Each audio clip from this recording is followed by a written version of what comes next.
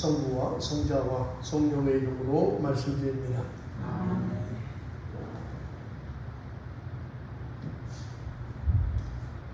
한 남자가 무단 횡단을 하다가 하마터면 지나가는 트럭과 충돌할 뻔을 했습니다. 그래서 화가 난 트럭 운전사는 문을 열고 야, 이 바보 멍청이 같은 놈아, 무식하고 한심한 자식아, 눈깔 똑바로 뜨고 다녀 하고 막 심한 모욕적인 욕을 하고 지나갔습니다. 마침 옆에 있던 아내가 욕을 먹은 남편에게 이렇게 물어봤습니다. 여보, 당신 저 운전수 잘 아는 사람이야? 이렇게 물어봤더니 남편이 버럭 화를 내면서 내가 저런 놈을 어떻게 안다고 당신 나한테 그런 걸 물어봐? 내가 저런 놈을 어떻게 알아? 하고 화를 냈습니다. 그러자 아내가 아니 당신이 모르는 사람인데 어떻게 당신을 그렇게 속속들이 잘 알지? 한심하고 무식하고 어떻게 당신을 그렇게 잘 알아? 라고 이야기했다고 합니다. 여러분들 표정을 보니까 뭔 소리인지 모르시는군요 지금. 미야모토 마유미가 쓴 우리 황미숙이라는 분이 번역한 책인데 일본 최고의 대부에게 배우는 돈을 부르는 말버릇이라는 책에 나오는 내용입니다. 여러분 잘 들으세요. 돈 버는 거니까 집중해서 들으시기 바랍니다. 여성 직장인 2명이 있습니다. 이 두 사람은 똑같이 상품 개발팀에서 일을 합니다. 나이도 같고 대학도 비슷한 수준의 학교를 나왔습니다. 또 집안 환경도 비슷합니다. 주변 환경도 다 비슷합니다. 그런데 이 두 여인 중에 다른 것이 딱 한 가지가 있는데 그것이 뭐냐면 말버릇입니다.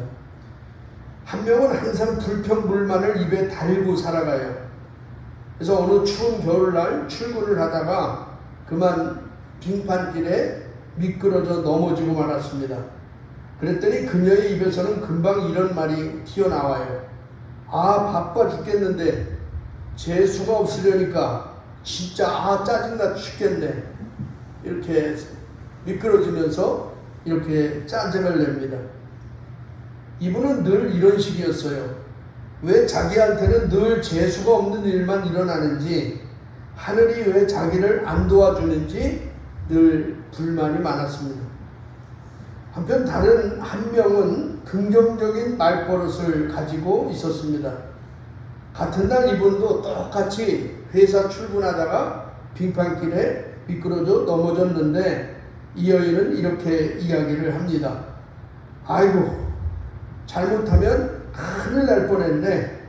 그래도 심하게 넘어지지 않아서 정말 다행이야. 나는 정말 운이 좋은 사람이야. 난 정말 복받은 사람이야. 이렇게 이야기를 합니다. 이분은 어떤 일이 생겨도 나는 운이 좋은 사람이야 라고 말하는 습관이 있었습니다. 어떤 일에도 화를 내거나 짜증을 부리지 않습니다. 이분은 넘어진 것을 오히려 감사하며 일어났는데 그때 갑자기 반짝하는 아이디어가 떠올랐어요. 어떤 아이디어냐면 그래 이렇게 빙판길에 넘어지는 사람이 많고 빙판길에 미끄러지는 사람이 많으니까 빙판길에 넘어지지 않도록 하는 뭐가 없을까? 하면서 잠깐 생각하고 떠오른 아이디어가 빙판길에도 넘어지지 않도록 신발에 붙일 수 있는 미끄럼 방지에 패드를 한번 만들면 어떨까? 이런 아이디어가 떠올랐다고 합니다. 회사에 가서 기한을 냈어요. 이 아이디어는 사업성을 인정받아서 상품 개발로 이어졌습니다. 그리고 이 실적으로 회사에서도 승승장구하게 되었다고 해요. 이제 생각해 봅시다. 과연 하나님은 앞사람에게는 도움을 주지 않고 뒷사람에게만 행운을 가져 주었을까요? 그건 아니죠. 그죠? 하나님의 기운은 재수없어라고 말을 달고 사는 그분의 곁에도 늘 있었습니다. 그렇지만 그는 말로 재수없어라는 부정적인 말버릇 탓에 하나님의 기운이 그를 도와줄 수가 없었던 것입니다. 잠언 18장 20절에 보시면 죽고 사는 것이 혀의 힘에 달렸나니 혀를 쓰기 좋아하는 자는 혀의 열매를 먹으리라. 그 사람은 누구나 다 자기가 말한 거에 열매를 맺고 산다는 거예요. 나는 재수가 없는 사람이야. 나는 복이 없는 사람이야. 나는 팔자가 더러워. 그 말에 열매를 먹고 사는 게 인간입니다. 그래서 인간의 말에 얼마나 큰 능력이 있는지 성경은 이렇게 얘기하는 거예요. 그 말을 잘하고 살아야 돼. 그러니까 여러분 꿈속에서라도 재수없어. 나는 팔자가 더러워. 이런 말은 하지 마시기 바랍니다. 그런 말을 하면 실제로 재수없는 일이 계속 일어나요. 대신에 나는 복받은 사람이야. 따라합니다. 나는 복받은 사람이야. 나는 복받은 사람이야. 그 내가 타는 버스는 사고도 안 나. 내가 타는 비행기는 추락도 안 해. 할렐루야. 왜 내가 탔기 때문에 그래. 복받은 사람이 내가 탔기 때문에 그래요. 나는 복받은 사람이야. 감사합니다. 라는 말을 입에 달고 사시기 바라요. 그렇게 하면 감사한 일이 꼬리에 꼬리를 물고 일어나게 돼 있는 거예요. 그렇습니다. 감사한 일이 생겨서 감사하는 것이 아니라 감사하면 내가 입으로 표현하고 감사의 말을 하면 그 말의 열매를 먹고 살기 때문에 인생에 감사한 일이 생긴다는 사실을 여러분 기억하시기 바랍니다.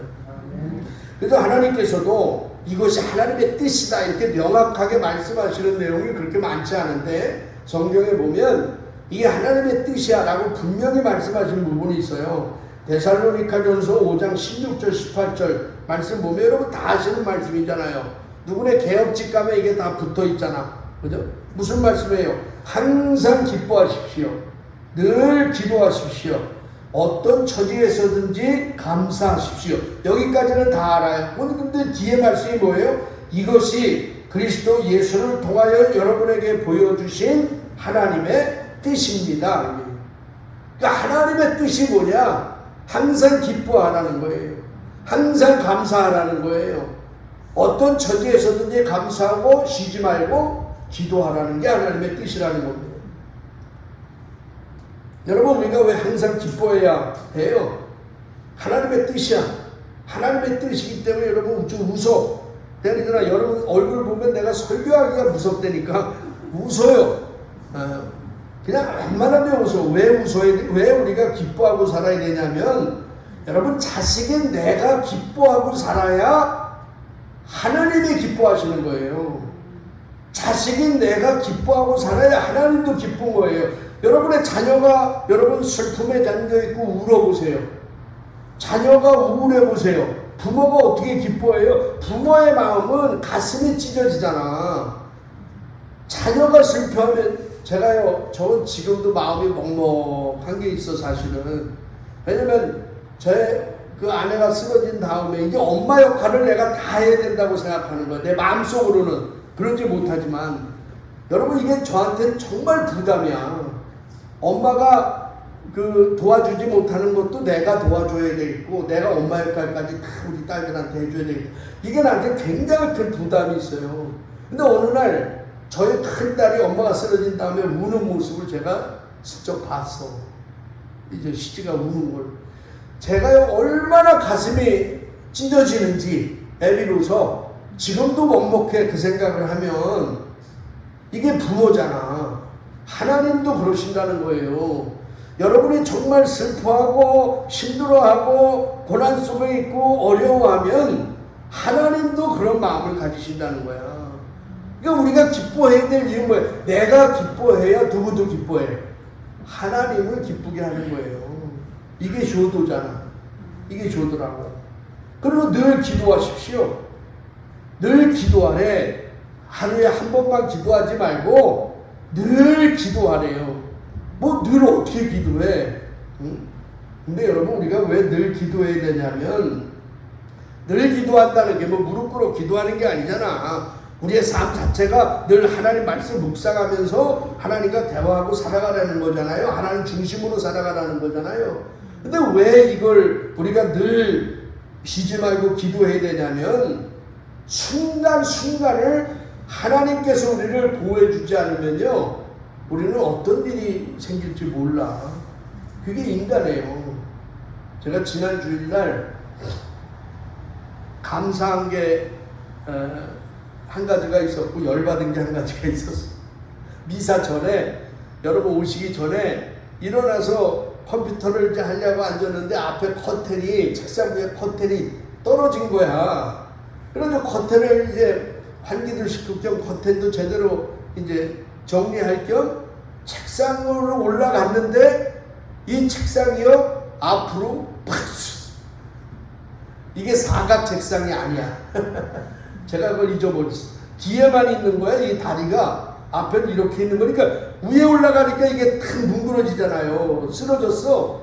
그래서 저도 나중간에 내동댕이 젖었고 위에 있는 컴퓨터 화면까지 모든 게 다 와라락 쓰러져 버린 거야. 와 순간적으로 욱 갈려리다가 아니야 이럴 때일수록 마음을 가다듬어야 돼. 그래가지고 하나하나 다시 정리를 했는데요. 컴퓨터 화면이 깨졌어. 액정이 나가버린 거예요. 나가버렸어. 아 이거 큰일 났네. 이 주일날 이걸 어떡하지? 그때 곰곰이 생각해보니까 과거에 항동교회 정혜덕 신부님이 그 모니터를 2개를 보내주셔서 하나는 우리 CCTV로 하나 쓰고 하나가 남은 거야. 창고에. 그래서 그걸 갖다가 갈아 꼈더니 잘 보이더라고요. 얼마나 감사한지 몰라. 너무너무 감사한 거야. 그리고 내가 느낀 게 뭔지 아세요? 아, 모든 사고는 찰나에 일어나는구나. 모든 사고는 순간에 일어나는. 여러분 사람이 죽고 사는 것도 찰나야. 순간이야. 교통사고 나는 것도 순간이야. 우리 바울 아버님이 이번 주간에 갈비뼈 2개가 골절이 되셔서 나 오늘 못 나오시지 않았더니 그 아픔을 딛고 주일 예배에 나왔는데 여러분 박수 한번 보내주십니다.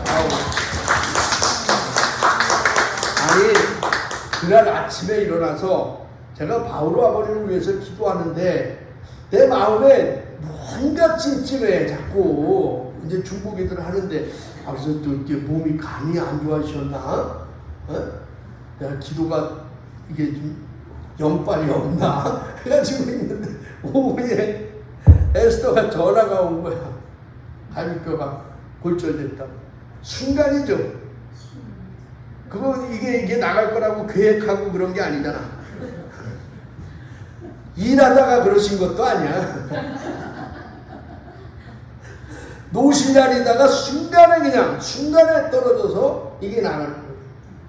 그런데 그런 걸 깨달으면서 그렇구나. 우리가 순간순간을 하나님한테 맡기지 않고 살면 정말 어려움이 많은 거예요. 여러분 쉬지 말고 기도하시기 바라요. 한순간 작은 순간까지 하나님과 동행하며 사는 여러분 되시길 바랍니다. 그리고 세 번째 뭐예요? 어떤 처지에서든지 감사하십시오. 이것이 하나님의 뜻입니다. 어떤 처지에서든지 일이 잘 되거나 일이 안 되거나 힘들거나 기쁘거나 어떤 처지에서든지 감사해라. 왜 그러냐면 감사해야 감사할 일이 생기기 때문에 그래요. 말의 열매를 먹고 살기 때문에 그렇다 이 말이야 사람이. 그렇기 때문에 여러분 어떤 처지에서도 감사해라. 여러분 우리가 미국 가서 살려면 뭘 배워야 해요? 뭘 잘해야 돼? 영어를 잘해야 돼. 나는 영어를 못해서 미국에 안 간 거야. 영어를 잘했으면 내가 벌써 미국 가 있었을 거야. 영어를 잘해야 말이 통하죠. 미국 가도. 여러분 천국 가고 싶잖아요. 그죠? 아 싫어? 지옥 가고 싶어요? 거기도 싫어? 여기서 그냥 한 1000년 만년 살고 싶어? 그런 거 없어. 착각하지 마 제발. 아 제발 좀 착각하지 마. 그게 욕심이지. 어떻게 여기서 천년만년 살아. 천국 가고 싶죠? 아멘 안 하신 분들은 딴 데로 가고, 하여튼 아멘 하신 분만 천국 가시기 바랍니다. 그러면 천국 가고 싶으면 천국 말을 익혀야 돼. 천국 가서 쓸 말, 천국 말이 뭐예요? 감사합니다. 감사합니다. 나는 기뻐요. 나는 기분 좋아요. 이런 말이 천국 말이라고. 지옥 말은 재수 없어. 팔자가 사납네. 기분 나빠. 이런 말은 지옥 말이에요. 여러분 어떤 말을 사용하시겠어요? 천국 말을 사용하면서 감사합니다. 기뻐요. 이런 말을 사용하며 살아가시기 바랍니다. 오늘 우리 교회는 맥주감사주일도 지킵니다. 원래 맥주절, 이거 다른 말로 하면 오순절, 칠칠절, 초실절 이렇게 표현합니다.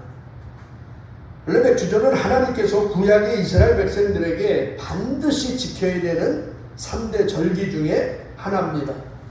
교회에서는 대체로 7월 첫 주일, 오늘 맥주감사주일로 지키는데, 우리가 매년 7월 첫 주일에 맥주감사주일로 지키는 것은 이때가 원래 보리 수확기이기 때문이기도 하지만, 그보다는 한 해의 전반기 6개월 동안 하나님께서 베푸신 은혜를, 우리 가정과 교회와 모든 걸 지켜주신 그 은혜를 기억하며 감사할 뿐만 아니라, 또 이제 6개월을 지나면서 남은 6개월도 하나님의 은혜 속에서 우리가 살기를 원합니다.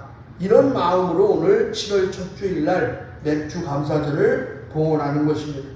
오늘 저는 맥주 감사절을 맞이해서 하나님의 백성들이 하나님께 올려야 할 최고의 감사가 뭔지를 한번 생각해 보고자 합니다. 먼저 신명기 오늘 읽으신 16장을 보시면 하나님은 이스라엘 백성에게 맥주 감사절을 지키는 방법에 대해서 가르쳐 주셨습니다. 그 말씀이 신명기 16장 10절과 12절에 나와요. 10절 말씀 한번 보시죠. 10절 같이 한번 읽을까요? 시작.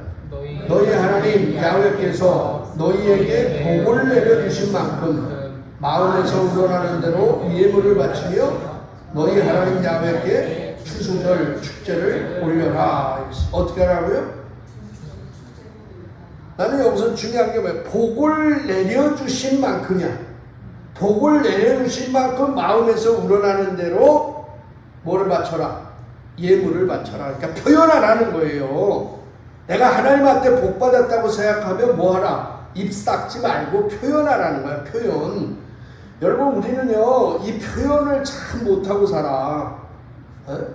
정말 어르신들은요, 제가 요한 아버님은 수산마 어머님한테 평생 사랑한다는 말을 한 번이라도 해보셨어? 결혼식 때 전에, 결혼식 전 말고 사시면서. 지금 하면 큰일 나지. 지금 하면 큰일 나. 방신부님은 해보셨어요? 하나님 앞에 나와서 이렇게 거짓말하면 안 되는데. 표현을 안 해. 우리는 사랑하면 사랑한다고 표현을 해야 되잖아. 바울 아버님은 자주 하세요? 매일 합니다. 매일 한다고? 저게 인생 사는 방법이야. 얼마나 현명해. 여러분 사랑하면 사랑한다고 표현해줘. 표현을 안 해. 그러면서 왜 그 표현 안 하냐면 꼭 말해야 하나? 그냥 알지. 여러분 말해야 알아요. 여성들은 말을 해줘야 하는 거야. 그걸 듣기를 원한다고. 그러니까 표현을 해야 돼. 근데 뭐만큼? 복을 내가 받은 만큼이야. 복을 받은 만큼 예물을 바치면 하나님께 표현하라는 거예요. 그러니까 먼저 내가 복 받은 사람인 것을 알아야 감사할 수 있는 거예요. 내가 복 받은 걸 모르는데 어떻게 감사해? 어떻습니까? 여러분은 복 받은 사람입니까? 복 받지 못한 사람입니까? 복 받은 사람이죠. 그럼 그거를 어떻게 해라? 표현하라는 거야. 예물로. 하나님이 이게 무슨 예물 바치면 하나님이 이걸 뭐 다 드시나? 그게 아니잖아. 너의 마음을 표현하라. 무엇만큼? 복 받은 만큼. 여러분이 지난 6개월 동안 사시면서 정말 6개월 동안 하나님이 나에게 어떤 복을 주셨는지를 알아야 돼요.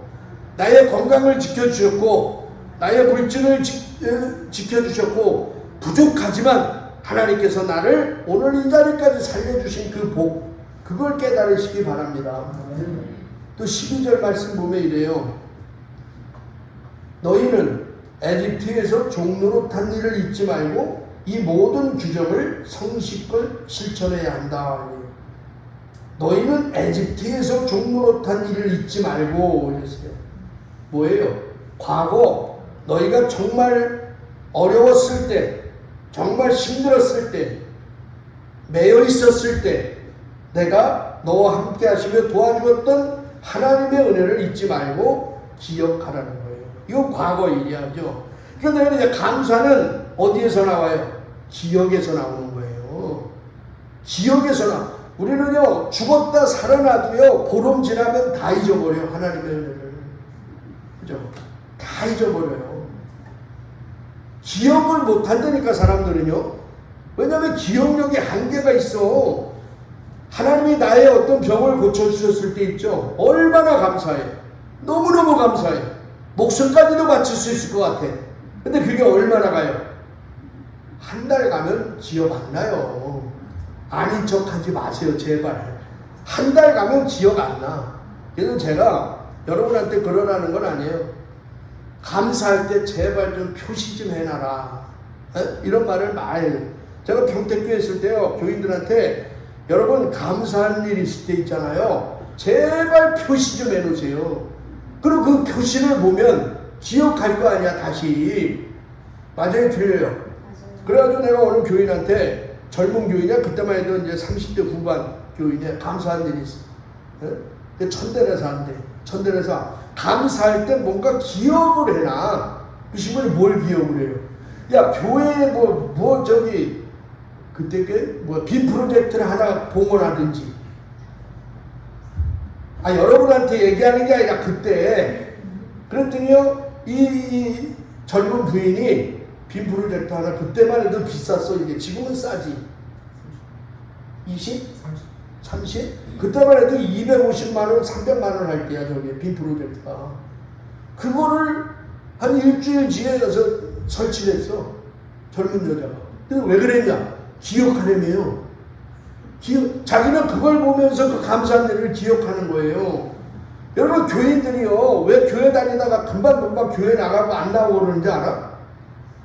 기억할 게 없어서 그래. 근데 저거 하나 만들어 놨잖아. 300만원짜리 봉헌했잖아요. 기분 나빠서 교회 안 나오려고 하다가도 저게 보여. 저거 내가 했는데. 내가 봉헌했는데. 그래서 교회 안 나간다니까. 여러분한테 하라는 건 아니야. 필요한 건 많지만 내가 얘기는 안 하는 것 뿐이지. 기억하세요. 기억해서 하는 거야 감사는. 기억을 안 해. 그러니까 잊어먹죠. 여러분 우리가 지금까지 살아오면서 누구에게나 에집트에서 종노릇하며 살던 시대가 다 있었어요. 어려웠던 시절이 있었잖아요. 매여 살던 시절이 있었잖아. 조금도 자유도 없이 내 자유시간 없이 살았던 적이 있었잖아요. 예를 들어서 그런 거야. 사업하시는 분들은요 처음 사업 시작할 때 얼마나 힘들고 어려웠어. 그죠? 에스더 지금 어깨도 못 쓰는 게 다 그때 몸을 너무 혹사해서 그런 거 아니야. 근데 하나님께서 이렇게 복을 주셔가지고 그냥 400평의 땅에 어마어마한 공장도 짓고 얼마나 복을 받아. 그때를 기억하란 말이야. 그때 기억을 못해 사람들이요. 저는 정말 제가 이거 개인적인 고백인데 그냥 칭찬해 주려면 안 나오고 우리 사제회장님 오늘 안 나오셨는데 사제회장님한테 내가 개인적으로 너무너무 감사한 일이 있었어요. 여기 이사 오기 전에 정말 안에 쓰러지고 너무너무 내가 힘들었었거든. 근데 갑자기 사제회장님이 어느 날 주일날 저한테 찾아오시더니 힘이 필요하실 것 같아서 뭐 제가 뭘 줘. 와 그때 내가 3개월을 못했어. 그거 가지고. 그러니까 하나님이 그냥 그때 딱 맞춰서 사제회장님을 써주신 거야. 얼마나 감사해요. 저는 지금도 그 생각하면 너무나도 감사해요. 그때 하나님이 나를 살려주시고 이끌어주셔서 지금 내가 있는 거예요. 여러분 다 그렇잖아. 여러분 중에 과거에 에집트의 삶을 안 살았던 분이 누가 있어? 과거에 내가 힘들고 어려웠던 시절 없던 사람이 누가 있냐고. 근데 우리가 잘 되고 나서는요, 그때를 잊어먹어.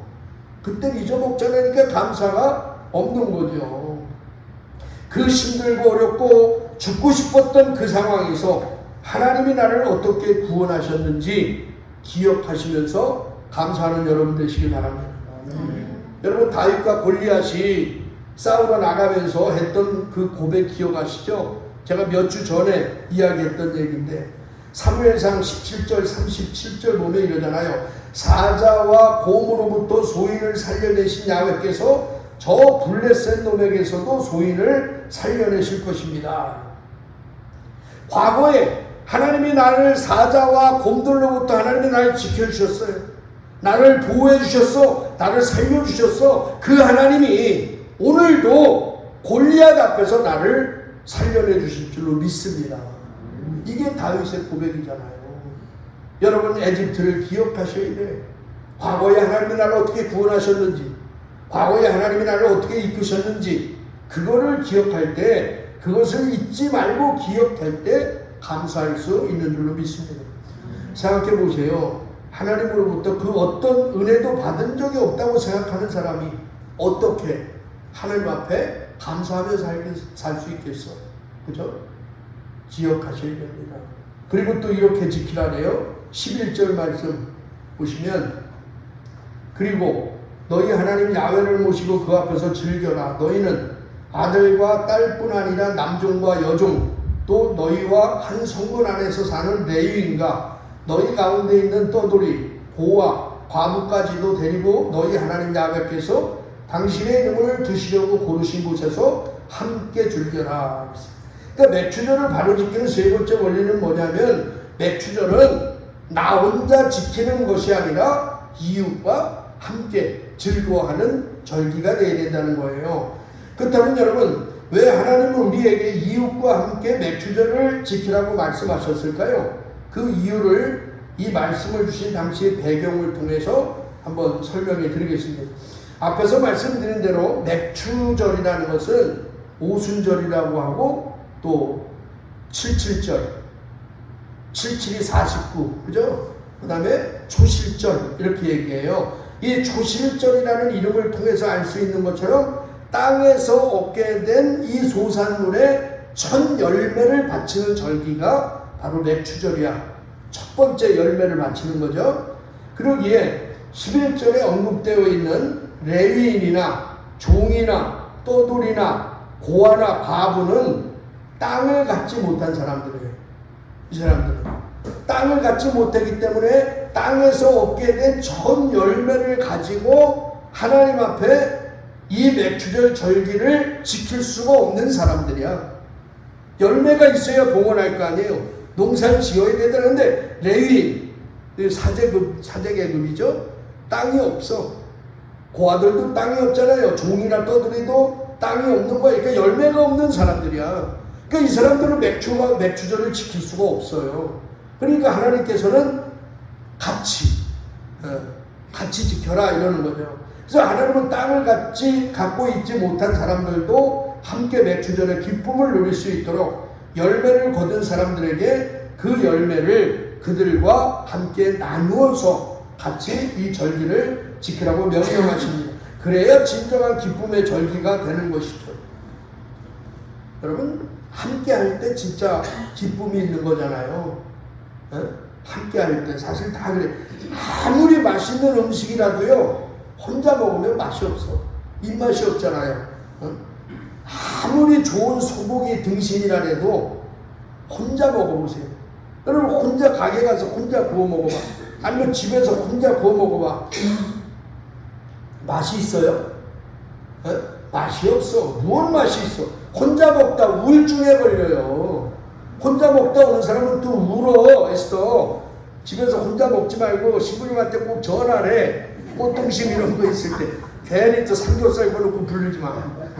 꽃등심 뭐 이런 거 있을 때 방신부님도 좀 부르고. 같이 먹어야 맛있지. 같이 먹어야. 바울 아버님 저 제주도 가는데 혼자 없을 때 먹자. 혼자 구워 먹어봐. 그게 무슨 맛이 있어요? 우울증 걸린다니까.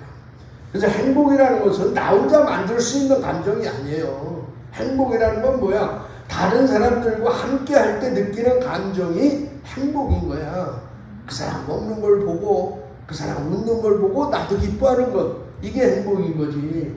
바로 제가 어렸을 때 시골 살 때만 해도요, 정말 시골 인심이 좋았잖아. 우리나라가 왜 우리나라는 다 정의 문화권에 있는 민족이잖아요. 그죠? 모정이니, 애정이니, 인정이니, 감정이니, 다 정이야, 우리는. 정 빼놓으면 시체야, 우리 민족은.